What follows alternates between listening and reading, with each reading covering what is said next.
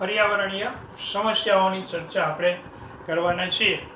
પર્યાવરણીય સમસ્યા આ પ્રકરણની આપણે શરૂઆત કરતા જઈએ. આપણું 12મા ધોરણનું લાસ્ટ ચેપ્ટર 16મું ચેપ્ટર છે, જેમાં પ્રદૂષણની હવા, પાણી અને જમીનના પ્રદૂષણની ચર્ચાઓ કરેલી છે.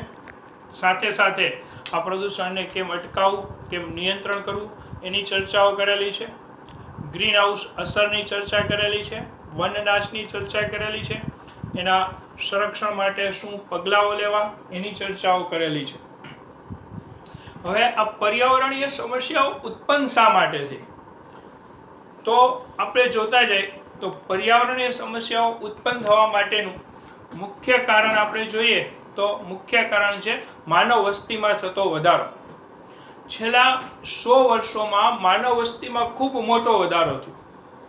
આ માનવ વસ્તી વધે તેમ તેમ માનવને ખોરાક માટેથી, એટલે કે પોષણ પ્રાપ્તિ માટેથી, રહેઠાણ માટેથી, રસ્તાઓ બનાવવા માટેથી જુદા જુદા કુદરતી સંપત્તિનો ઉપયોગ કરવો પડે. એટલે જેમ જેમ માનવ વસ્તી વધતી ગઈ તેમ તેમ કુદરતી સંપત્તિ ઉપરનું દબાણ વધતું ગયું, અને કુદરતી સંપત્તિ ઉપરનું દબાણ વધતું ગયું તેમ તેમ શું જોવા મળ્યું, તો કે કુદરતી સંપત્તિ ઉપરનું દબાણ વધતું ગયું તેમ તેમ હવા, પાણી અને જમીનનું પ્રદૂષણ ફેલાતું ગયું.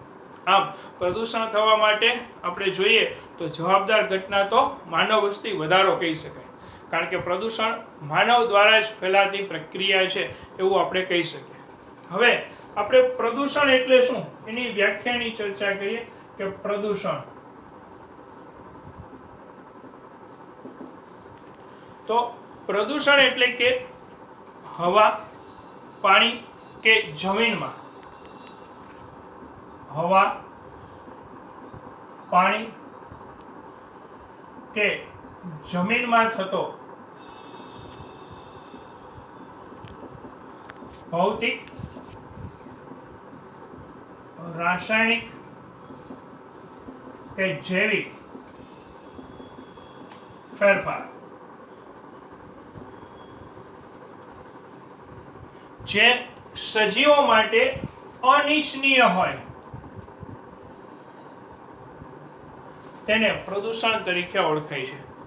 પ્રદૂષણ એટલે હવા, પાણી કે જમીનમાં થતો એવો ફેરફાર જે સજીવો માટે અનિચ્છનીય હોય. પછી આ ફેરફાર કોઈ રાસાયણિક ઘટક દ્વારા થયો હોય કે કોઈ ભૌતિક ઘટક દ્વારા થયેલો હોય કે કોઈ જૈવિક ઘટક દ્વારા, ગમે એ ઘટક દ્વારા ફેલાવો થાય, પણ એ સજીવો માટે, આપણા માટે અનિચ્છનીય હોય ત્યારે એને પ્રદૂષણ તરીકે ઓળખવામાં આવે છે. ઉદાહરણ તરીકે હું તમને ઉદાહરણ આપું. દાખલા તરીકે આપણી આજુબાજુમાં કોઈ ઇન્ડસ્ટ્રી ડેવલપમેન્ટ થાય અને વાતાવરણમાં ધુમાડો ફેલાય તો એ ધુમાડા દ્વારા જે પ્રદૂષણ છે આપણા સ્વાસ્થ્ય માટે હાનિકારક છે. તો આ વાયુરૂપ જે રસાયણોનું પ્રદૂષણ થયું એ આપણા માટે હાનિકારક છે, ઈચ્છનીય નથી, અનિચ્છનીય છે. એટલે એને કયા નામે ઓળખી શકીએ? પ્રદૂષણ તરીકે ઓળખી શકીએ. આ પ્રદૂષણ ફેલાવતા ઘટકને પ્રદૂષણ ફેલાવતા ઘટકને પ્રદૂષક કહેવાય છે. જે ઘટક દ્વારા પ્રદૂષણ ફેલાતું હોય, આ પ્રદૂષણ ફેલાવતો ઘટક, એટલે એને કે નામે ઓળખવામાં આવે છે? આ ઘટકને શું કહેવામાં આવે છે? પ્રદૂષક તરીકે ઓળખવામાં આવે છે. પ્રદૂષક એટલે પ્રદૂષણ ફેલાવતો ઘટક. ભારત સરકારે ઈસવીસન 1986માં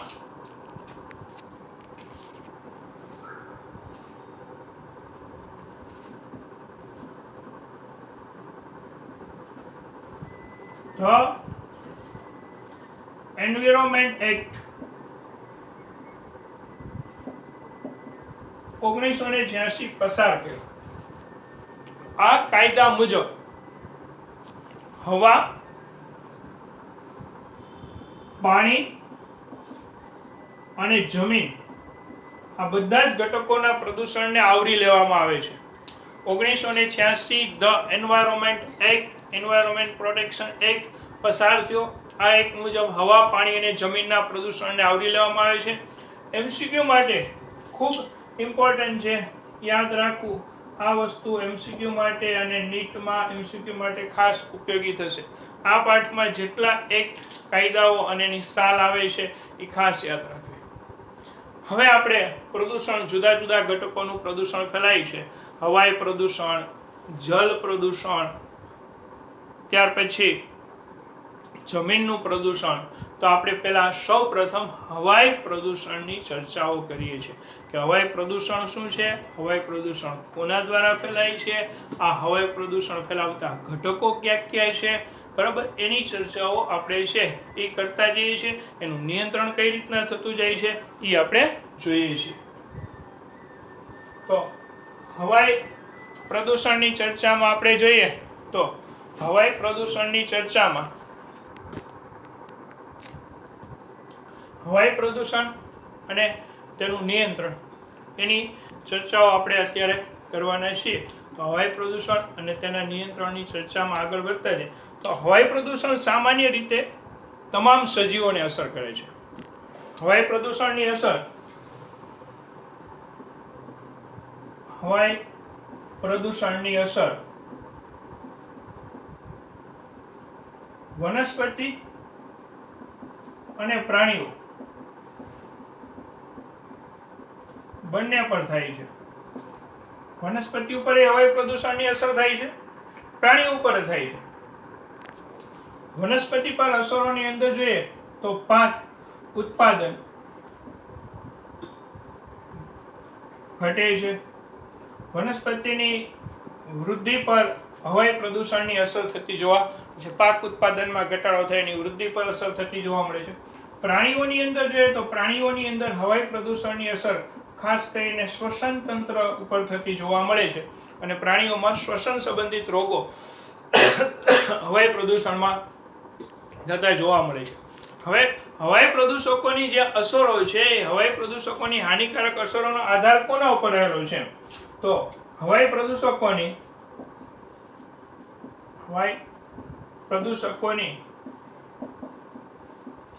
હાનિકારક અસરોનો આધાર કોના ઉપર રહેલો છે? તો કે હવાઈ પ્રદૂષકોની હાનિકારક અસરોનો આધાર આપણે જોઈએ તો હાનિકારક અસરોનો આધાર પ્રદૂષકોની સાંદ્રતા,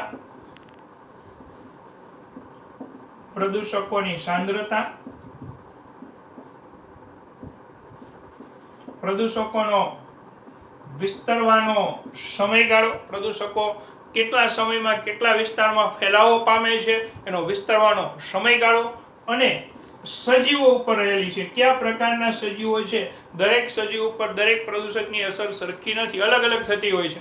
કેટલાક પ્રદૂષક આપણી ઉપર વધારે હાનિકારક અસર દર્શાવતા હોય છે તો કેટલાક ઉપર ઓછી અસર દર્શાવતા હોય છે. આમ હવાઈ પ્રદૂષકોની હાનિકારક અસરોનો આધાર 3 બાબત ઉપર રહેલો છે: પ્રદૂષકોની સાંદ્રતા, પ્રદૂષકોને વિસ્તરવાનો સમયગાળો અને સજીવો ઉપર રહેલું જોવા મળે છે. તો આ MCQ તરીકે નીટમાં MCQ તરીકે આ મુદ્દાઓને ખાસ છે એ તમારે ધ્યાનમાં લેવાના થશે. ત્યાર પછી હવાઈ પ્રદૂષણના આ પણ MCQ માટે યાદ રાખવું કે હવાઈ પ્રદૂષણના આંખે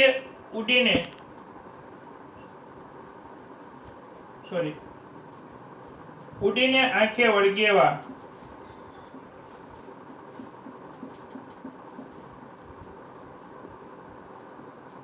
મુખ્ય 2 સ્ત્રોત છે. પહેલું, વાહનોનો ધુમાડો.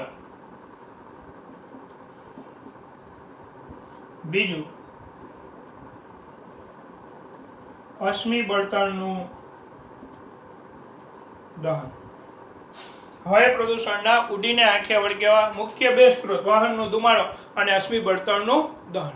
આ બંને હવાઈ પ્રદૂષકો એવા છે કે જેના દ્વારા છે એ સૌથી વધુ માત્રામાં હવાઈ પ્રદૂષણ ફેલાતું જોવા મળે છે. તો આ વસ્તુ પણ તમારે MCQ તરીકે ધ્યાનમાં રાખવાની થશે અને પણ MCQ તરીકે ધ્યાનમાં રાખવી.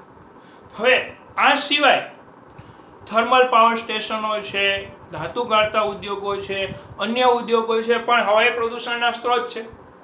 થર્મલ પાવર સ્ટેશનોની ચીમનીમાંથી નીકળતા ધુમાડાઓ પણ હવાઈ પ્રદૂષણના સ્ત્રોત છે. ધાતુ ગાળતા ઉદ્યોગો ની ચીમનીઓમાંથી નીકળતા ધુમાડાઓ પણ હવાઈ પ્રદૂષણના સ્ત્રોત છે. અન્ય ઉદ્યોગોમાંથી નીકળતા ધુમાડાઓ પણ હવાઈ પ્રદૂષણના સ્ત્રોત છે. હવે હવાઈ પ્રદૂષણની અંદર આપણે જોઈએ તો હવાઈ પ્રદૂષણના સ્ત્રોતની અંદર આપણે ચર્ચા કરતા જઈએ. હું તમને હવાઈ પ્રદૂષણના પ્રકારોની ચર્ચા કરું કે મુખ્ય 2 પ્રકારે હવાઈ પ્રદૂષણ ફેલાતું જોવા મળે છે. એક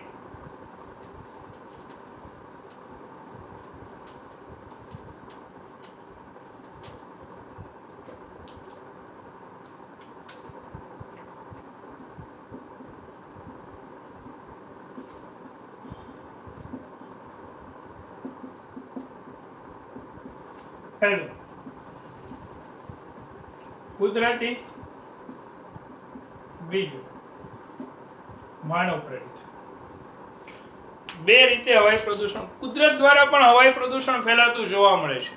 કુદરતી હવાઈ પ્રદૂષણ, કુદરતી હવાઈ પ્રદૂષણના હું એક્ઝામ્પલ તરીકે તમને આપું તો પરાગરજ. પરાગરજ કુદરતી હવાઈ પ્રદૂષક છે. આપણે એરો એલર્જન્સ તરીકે કઈ વનસ્પતિની પરાગરજ વર્તે છે યાદ કરો. આપણા 12th ના 2nd ચેપ્ટરની અંદર આવે છે. પાર્થેનિયમ અથવા તો જેને આપણે ગાજર ઘાસ કહીએ છીએ, આ ગાજર ઘાસ વનસ્પતિની પરાગરજ એરો એલર્જન્સ તરીકે વર્તે છે. સૌથી વધુ પ્રમાણમાં અસર કરતી પરાગરજ પાર્થેનિયમ અથવા ગાજર ઘાસ વનસ્પતિની છે. ત્યાર પછી લાવા વિસ્ફોટ. લાવા વિસ્ફોટને કારણે જે દ્રવ્યો ધુમાડો હવામાં થાય છે એ પણ હવાઈ પ્રદૂષણ ફેલાવતું જોવા મળે છે. ત્યાર પછી કુદરતી રીતે લાગતી આગ જંગલોમાં, જેને આપણે દાવાનળ કહીએ છીએ. કુદરતી રીતે જંગલોમાં આગ લાગે જેને દાવાનળ તરીકે ઓળખાય, એ પણ હવાઈ પ્રદૂષણનો કુદરતી સ્ત્રોત છે. જેને કારણે ધુમાડામાં કાર્બન ડાયોક્સાઇડનું પ્રમાણ ખૂબ મોટી માત્રામાં ઉમેરાય વાતાવરણ. ત્યાર પછી વાવાઝોડું. હવાઈ પ્રદૂષણના અન્ય સ્ત્રોતમાં વાવાઝોડું પણ હવાઈ પ્રદૂષણનો સ્ત્રોત છે. આમ હવાઈ પ્રદૂષણના બધા કુદરતી સ્ત્રોત છે કે જે સામાન્ય રીતે આ કુદરતી સ્ત્રોત દ્વારા વાતાવરણમાં હવાઈ પ્રદૂષણ ફેલાય છે. જ્યારે માનવ પ્રેરિત સ્ત્રોત, તો માનવ પ્રેરિત સ્ત્રોતની અંદર જોઈએ તો એને એક્ઝામ્પલ આપણને આવડતા જ હોય, જેમ કે ઉદ્યોગો. જુદા જુદા ઉદ્યોગોની ચીમનીમાંથી નીકળતા ધુમાડાઓ દ્વારા હવાઈ પ્રદૂષણ ફેલાતું જોવા મળે છે. ત્યાર પછી ઔદ્યોગિક સંસ્થાઓ સિવાય થર્મલ પાવર સ્ટેશનો છે, વાહનો છે, અશ્મિ બળતણનું દહન છે, આ બધા માનવ પ્રેરિત હવાઈ પ્રદૂષણના સ્ત્રોત છે. જ્યારે આ એક એમસીક્યુ તરીકે ખાસ યાદ રાખજો,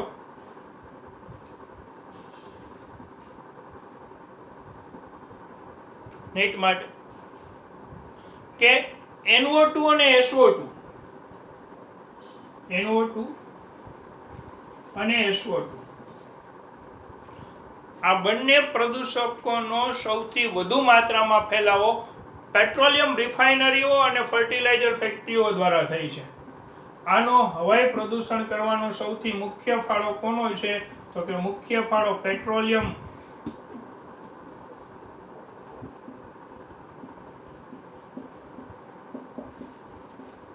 રિફાઇનરીઓ અને ફર્ટિલાઇઝર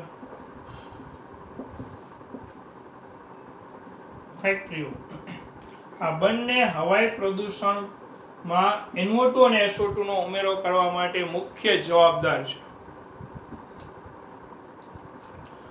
હવે આપણે આ રીતે વિવિધ પ્રકારે હવાઈ પ્રદૂષણ છે એ ફેલાતું જોવા મળે છે. હવાઈ પ્રદૂષણના પ્રકારોની આ ચર્ચાઓ પણ આપણી ટેક્સ્ટ બુક 12 એક્સ્ટ્રા માહિતી છે. નીટ માટે આ બધી ચર્ચાઓ તમારે છે ખાસ ધ્યાનમાં લેવાની થશે. હવે આપણે જોઈએ છીએ હવાઈ પ્રદૂષણનું નિયંત્રણ કઈ રીતના કરવું. હવાઈ પ્રદૂષણ કઈ રીતના ફેલાય, તો આપણે ખબર પડી ગઈ કે ભાઈ કારખાનાઓ મારફતે હવાઈ પ્રદૂષણ ફેલાતું જોવા મળે છે, એ માનવ પ્રેરિત છે. કુદરતી રીતે હવાઈ પ્રદૂષણ ફેલાતું જોવા મળે છે. તો આ હવાઈ પ્રદૂષણને આપણે કઈ રીતના અટકાવવું જોઈએ એની ચર્ચામાં આપણે આગળ વધતા જઈએ.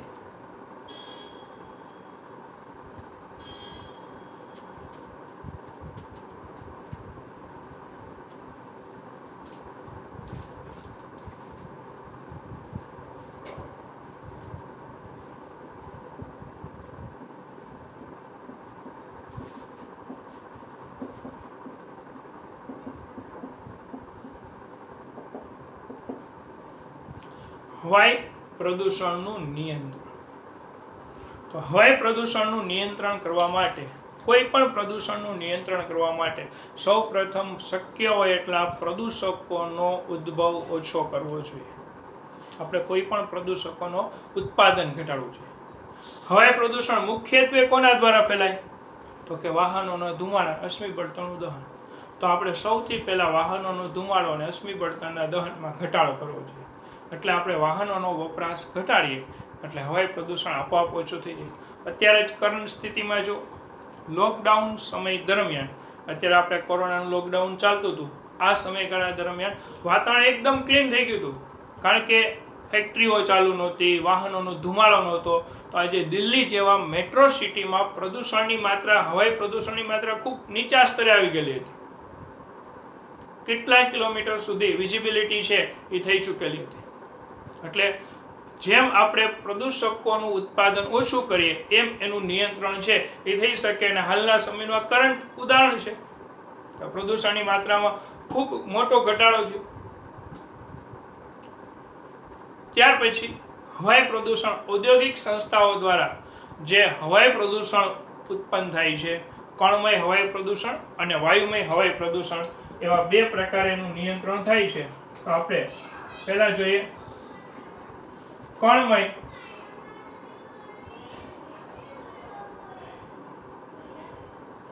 હવાઈ પ્રદૂષણનું નિયંત્રણ અને પછી વાયુમય હવાઈ પ્રદૂષણનું નિયંત્રણની ચર્ચા કરશું. કણમય હવાઈ પ્રદૂષણ કે જે રજકણો હવામાં તરતા હોય છે,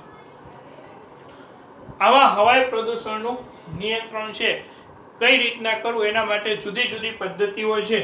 એમાંની કણમય હવાઈ પ્રદૂષણનું નિયંત્રણ કરતી પહેલી પદ્ધતિ છે ઇલેક્ટ્રોસ્ટેટિક પ્રેસિપિટેટર્સ. પહેલી પદ્ધતિ કઈ છે? ઇલેક્ટ્રોસ્ટેટિક પ્રેસિપિટેટર્સ. ઇલેક્ટ્રોસ્ટેટિક પ્રેસિપિટેટર્સમાં એક વીજ તાર હોય છે, એના ઉપર વોલ્ટેજ ઉત્પન્ન થાય છે, 1000 વોલ્ટેજ ઉત્પન્ન કરેલા હોય છે. જેમાં આખી એક ચેમ્બર હોય છે ઇલેક્ટ્રોસ્ટેટિક પ્રેસિપિટેટર્સમાં. આ ચેમ્બરમાંથી વાયુઓને પસાર કરવામાં આવે છે. આ ચેમ્બરમાંથી ઉદ્યોગોમાં ઉત્પન્ન થયેલા વાયુઓ પસાર થાય છે. આ વાયુઓ પસાર થાય એમાં રહેલા કણમય રજકણો ઉપર ઋણ વીજભાર ઉત્પન્ન કરવામાં આવે છે અને નીચેના ભાગે ધન વીજભારિત પ્લેટ રાખેલી હોય છે. આ ઋણ વીજભારિત વાયુઓ જ્યારે આમાંથી ધીમે ધીમે ધીમે પસાર થાય એટલે ઋણ વીજભારને કારણે આ વાયુઓ ધન વીજભારિત પ્લેટ તરફ સોરી ફોર ડિસ્ટર્બન્સ.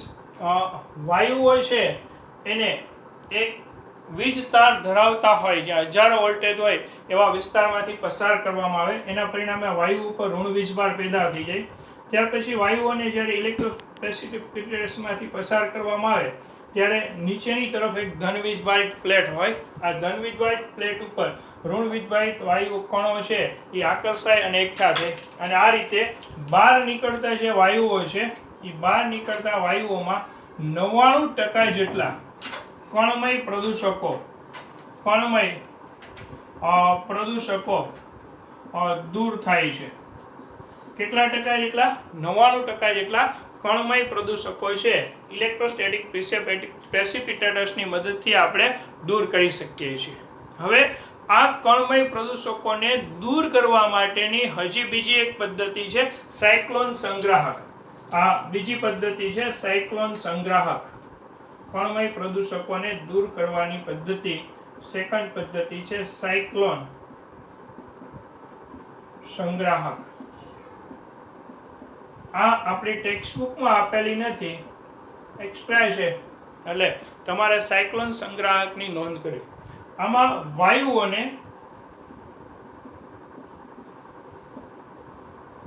સેન્ટ્રીફ્યુઝમાંથી પસાર કરવામાં આવે છે, એટલે આમાં જુદા જુદા કાણાઓ ધરાવતી ચાળણીઓ આવેલી હોય છે કે જેમાંથી વાયુઓ પસાર થઈ શકે, પણ અમુક કદના કણોથી પસાર થઈ શકતા નથી. આ રીતના વાયુઓને નીચેથી ઉપર સેન્ટ્રીફ્યુજ જુદા જુદા કાણા ધરાવતી ચાળણી ધરાવતું એક આવું પાત્ર હોય, એમાં વાયુઓ દાખલ થતા હોય, આ બાજુથી વાયુઓ બહાર નીકળે અને કણો છે એ નીચેના ભાગે રહી જાય. આ પ્રકારે સાયક્લોન સંગ્રાહકની મદદથી 70% જેટલા કણમય પ્રદૂષકોને દૂર કરી શકાય છે. એટલે કણમય પ્રદૂષકોને દૂર કરવા માટેની સારી પદ્ધતિ છે ઇલેક્ટ્રોસ્ટેટિક પ્રેસિપિટેટર્સ. હવે આપણે વાયુમય પ્રદૂષકોને દૂર કરવા માટેની પદ્ધતિની ચર્ચા કરીએ. તો વાયુમય પ્રદૂષકોને દૂર કરવા માટેથી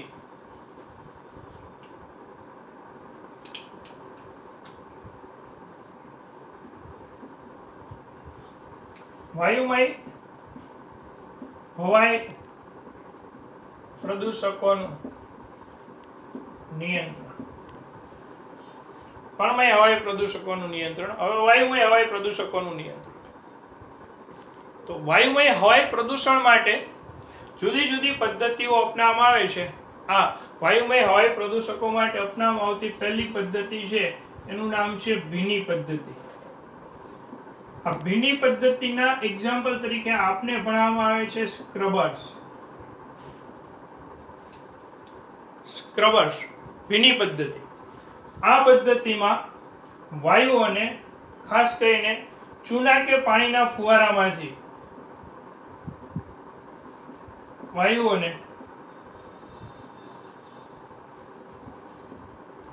ચૂના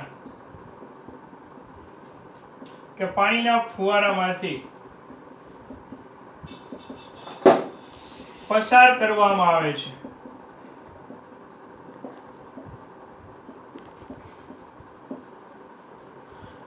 તેના પરિણામે શું થાય છે? વાયુઓને જ્યારે ચૂના કે પાણીના ફુવારામાંથી પસાર કરવામાં આવે છે એટલે કેટલાક પ્રદૂષકો શોષાય છે. આ પદ્ધતિની મદદથી SO2 ને દૂર કરી શકાય છે. આ પદ્ધતિની મદદથી કયા વાયુઓને આપણે દૂર કરી શકીએ છીએ? તો કે આ પદ્ધતિની મદદથી ખાસ મુખ્યત્વે સલ્ફર ડાયોક્સાઇડ જેવા વાયુઓને આપણે છે એ દૂર કરી શકીએ છીએ. ત્યાર પછીની પદ્ધતિ છે સૂકી પદ્ધતિ. ત્યાર પછીની પદ્ધતિ છે બીજી પદ્ધતિ છે સૂકી પદ્ધતિ. એમાં વાયુ શોષક માંથી વાયુઓને પસાર કરવામાં આવે છે, જેમાંના કેટલાક વાયુઓ એબ્ઝોર્બ થઈ જાય એવી સપાટી હોય, એ સપાટીમાંથી ધુમાડાને પસાર કરવામાં આવે એટલે વાયુઓ શોષાઈ જાય અને પરિણામે આવા પ્રદૂષકોને દૂર કરી શકાય છે. અને ત્રીજી પદ્ધતિ છે બળતણ પદ્ધતિ. અને ત્રીજી પદ્ધતિ છે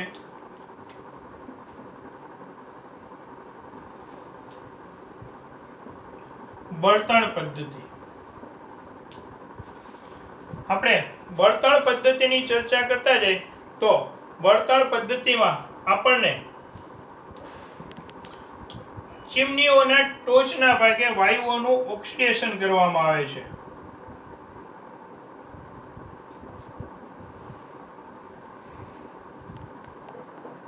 એટલે કે વાયુઓને સળગાવવામાં આવે છે.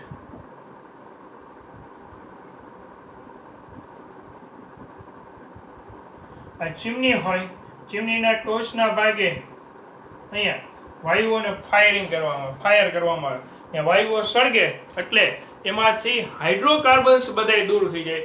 સળગાવવાની પદ્ધતિ છે બળતણ પદ્ધતિ છે, એ હાઇડ્રોકાર્બન્સને દૂર કરવા માટેની સૌથી અગત્યની પદ્ધતિ કહી શકાય છે. તો આ જુદા જુદા હવાઈ પ્રદૂષણનું કણમય પ્રદૂષકો અને વાયુમય પ્રદૂષકો છે એને નિયંત્રણ કરવાની પદ્ધતિ હતી. હજી આપણે જોતા જઈએ આગળ તો CPCB. હવે CPCB central pollution control board. Central means કે કેન્દ્રીય, પોલ્યુશન મીન્સ કે પ્રદૂષણ, કંટ્રોલ એટલે કે નિયંત્રણ, બોર્ડ એટલે કે બોર્ડ. CPCB કેન્દ્રીય પ્રદૂષણ નિયંત્રણ બોર્ડ. CPCB અનુસાર આપણે જોઈએ તો CPCB એવી ગાઈડલાઈન બહાર પાડેલી છે કે 2.5 માઇક્રોમીટર કે તેથી ઓછા વ્યાસવાળા કણો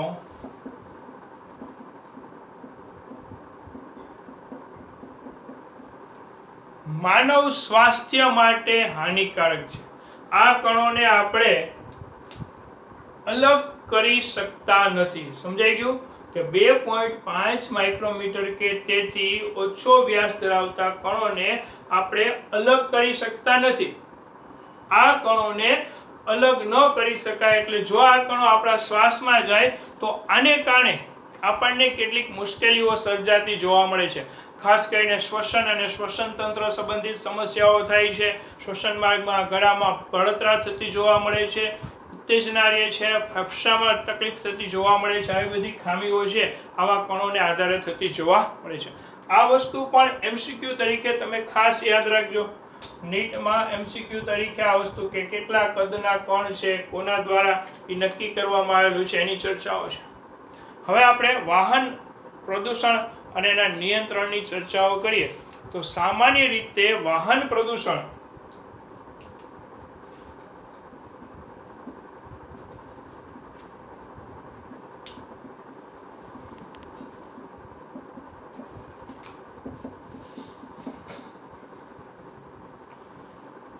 હવે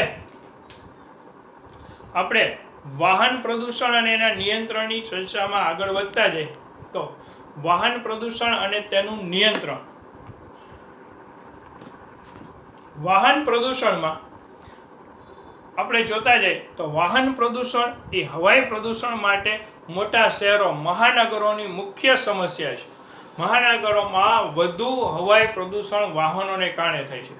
જેમ જેમ શહેરોમાં વાહનોની સંખ્યા વધતી જાય તેમ તેમ વાહન પ્રદૂષણમાં વધારો થતો જોવા મળે છે. એટલે વાહન પ્રદૂષણનું નિયંત્રણ કરવા માટે આપણે જોઈએ તો વાહન પ્રદૂષણને અટકાવવા માટેથી સૌથી પહેલાં તો વાહનોનો ઉપયોગ ઓછો કરવો જોઈએ. બીજું કે શીશા રહિત પેટ્રોલનો ઉપયોગ કરવો જોઈએ. વાહન પ્રદૂષણનું નિયંત્રણ કરવા માટે આપણે શીશા રહિત પેટ્રોલનો છે એ ઉપયોગ કરવો જોઈએ. વાહન પ્રદૂષણનું નિયંત્રણ કરવા માટે આ ઉપરાંત સાયલેન્સરની અંદર કેટલીક ચોક્કસ પ્રકારની ધાતુની પ્લેટ ફિટ કરવામાં આવે છે જેને ઉત્પ્રેરકો અથવા તો કન્વર્ટર, ઉદ્દીપકીય ઉત્પ્રેરક કન્વર્ટર તરીકે ઓળખાય છે. વાહનોના સાયલેન્સરની અંદર પ્લેટિનિયમ, પેલેડિયમ, રોડિયમ જેવી પ્લેટિનિયમ, રોડિયમ, પેલેડિયમ જેવી ધાતુઓ ઉત્પ્રેરક ઉદ્દીપક તરીકે વર્તે છે. આવી ધાતુઓ છે એ સાયલેન્સરની અંદર ફિટ કરવામાં આવે. આના પરિણામે જ્યારે અજ્વલિત હાઇડ્રોકાર્બન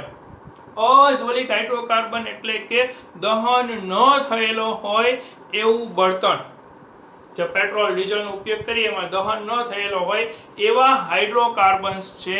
આ હાઇડ્રોકાર્બન્સ જ્યારે વાતાવરણમાં જાય તો પ્રદૂષણ ફેલાય.